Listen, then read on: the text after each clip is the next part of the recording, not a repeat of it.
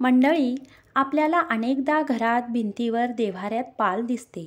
शास्त्रानुसार घरात काही विशिष्ट जागी पाल दिसल्यास बरेच काही संकेत मिळतात.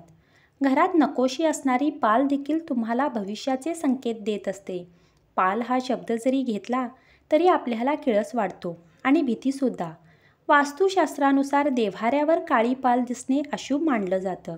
याचा अर्थ घरात काही अडचणी येऊ शकतात. पाल ही लक्ष्मीचं प्रतीक मानली जाते, परंतु काळी पाल लक्ष्मीशी संबंधित नाही.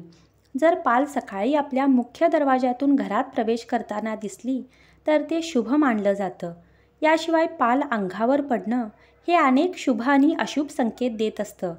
पण अशा पालींना मारण्याची चूक अजिबात करू नये, कारण असं करणं तुमच्यासाठी अशुभ ठरू शकते. जर घरात एखादी मृत पाल दिसली तर ते अशुभ लक्षण आहे.